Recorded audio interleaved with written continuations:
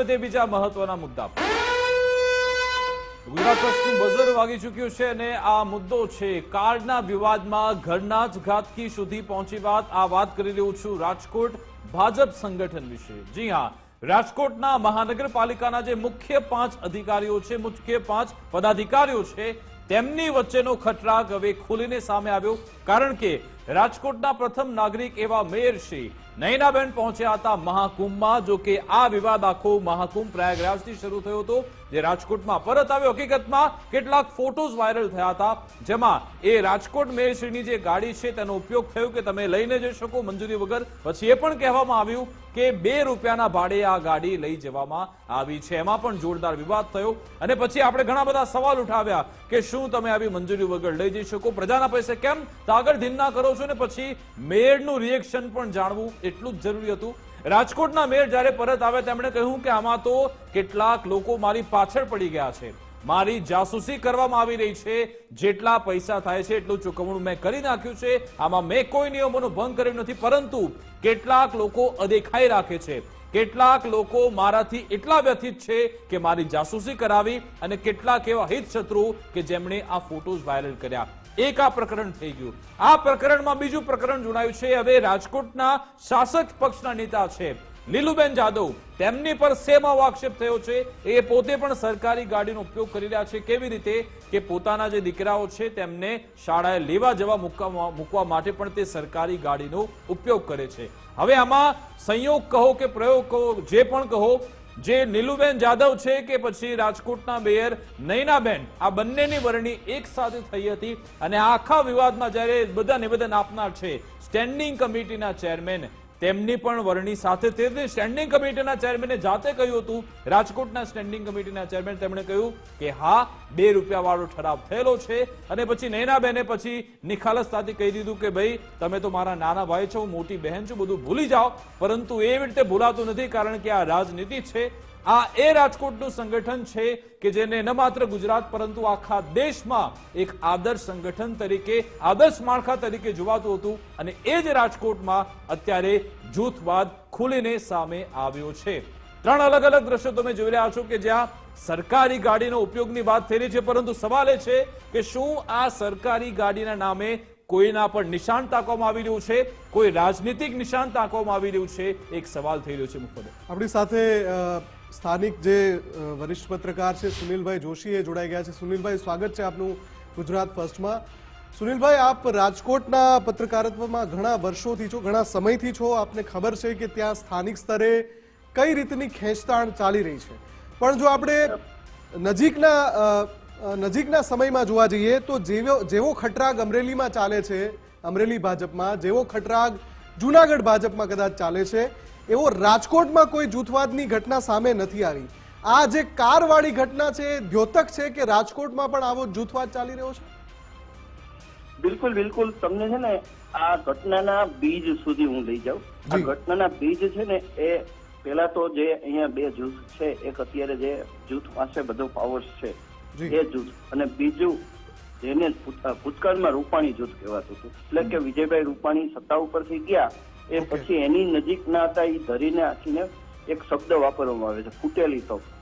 અંદર આંતરિક ભાજપના જૂથોમાં આવો શબ્દ વાપરવામાં, એને ફૂટેલી તોપ કહેવાય છે। અને એક એવો શબ્દ વાપરવામાં આવે છે કે ગુજરી યોજના, એટલે ગુજરી બજારની યોજના।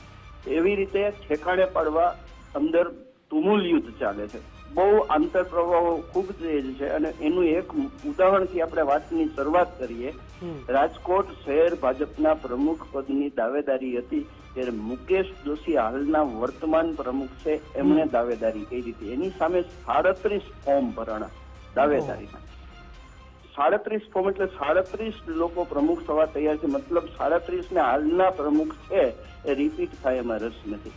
એ 37માં પૂર્વ કોર્પોરેટરો, રનિંગ કોર્પોરેટરો, પૂર્વ ધારાસભ્ય, પૂર્વ મંત્રી, અને ક્યાંક તો 3-3, 4-4 ટર્મથી સિનિયર લોકો હતા। એ લોકોએ ફોર્મ ભર્યા એટલું જ નહીં, જ્યારે એમને કોઈને કોઈ રીતે દબાવવાની કોશિશ કરવામાં આવી, એમને બીજી રીતે કરવામાં આવ્યા, ત્યારે એમણે સામૂહિક રીતે નિરીક્ષક પાસે રાજકોટના સર્કિટ હાઉસમાં રજૂઆત કરી હતી। હવે જે લોકોએ રજૂઆત કરી ને એ બ્લેક લિસ્ટેડ થઈ ગયા છે અથવા ગ્રે લિસ્ટેડ થઈ ગયા છે। અને જે જૂથવાદ છે એ તમે બોલ્યા, છેલ્લો શબ્દ તમારો જૂથવાદ હતો. એ જૂથવાદ આંતરપ્રવાહ અત્યાર સુધી એમને જ ચાલતો હતો. પણ મેયરની પાછળ તમે કીધું ને જાસૂસી નહીં, પાપારાઝી છોડવામાં આવ્યા હતા. ઓહો, એમની દરેક હિલચાલ છે એ વિડીયો સોશિયલ મીડિયામાં મુકાય અને સોશિયલ મીડિયાના મારફતથી ચેનલો સુધી અને મીડિયા સુધી, મેઇન સ્ટ્રીમ મીડિયા સુધી પહોંચ્યા. મેયર જાહેરમાં રાજકોટના મેયર પણ આ ફોડ પાડવા કશું તૈયાર નથી. ઘણા બધા સવાલ અમે કર્યા પરંતુ એમણે કોઈના નામ ના લીધા. એમણે એવું કહ્યું કે મને હાઈકમાન્ડ સામેથી પૂછશે. સુનિલભાઈ, હાઈકમાન્ડ સામેથી પૂછશે તો બધું કહીશ, પરંતુ ત્યાં સુધી કઈ નહીં કહું. બિલકુલ કોઈને કેરિયરનો સવાલ છે. તમે સમજો, રાજકોટમાં કોઈ મંત્રી, જો મુખ્યમંત્રી, પૂર્વ મુખ્યમંત્રી છે, એ પણ જાહેરમાં ન બોલતા હોય તો સ્થિતિ અત્યારે શું છે કે ચકડોળ છે, ફૂલ એકદમ ઉપર ટોચમાં છે અને એ જ્યાં સુધી છે ત્યાં સુધી કોઈ નહીં બોલે. જે દિવસ આવશે તે દિવસે બોલશે. પણ એ લોકોને પીડા છે. પીડા બેનની આંખમાં પણ દેખાણી હતી. અને હું રાજકોટનું લગભગ 38 વર્ષથી જર્નાલિઝમ સૌરાષ્ટ્રનું કરું છું અને હું લગભગ કેરિયર છે ને જે લોકોની સાવ કોર્પોરેટર કે અથવા બોર્ડ પ્રમુખથી થઈ હોય ને આજે ધારાસભ્ય સુધી પહોંચ્યા એવા લોકોના સતત સંપર્કમાં આવું છું. એમનો વિશ્વાસ સંપાદન કર્યો છે. તો બેન ખાનગીમાં રહીડા છે એવું પણ કહેનારા જૂના કાર્યકરો છે. સુનિલભાઈ, નયનાબેને જે એમ કહ્યું કે હાઈકમાન્ડ મને પૂછશે તો હું કહીશ, એટલે એક રીતે વિરોધીઓને સંકેત પણ આપી દીધો છે કે તમારા ચિઠ્ઠા ખોલી નાખીશ જો મને બેસાડશે તો. પણ એમને ડર નથી ભાઈ. એ પૂછશે કઈ બોડી લેંગ્વેજ બેનની છે ને એ મીડિયા પાસે ન કહેવાની હોય. એમની બોડી લેંગ્વેજમાં ક્યાંક હજી હાઈકમાન્ડ નથી પૂછતી અને હાઈકમાન્ડ ઉપર આઈના કમાન્ડનો કઈ એવો પ્રભાવ છે કે એ વસ્તુ નથી થતી.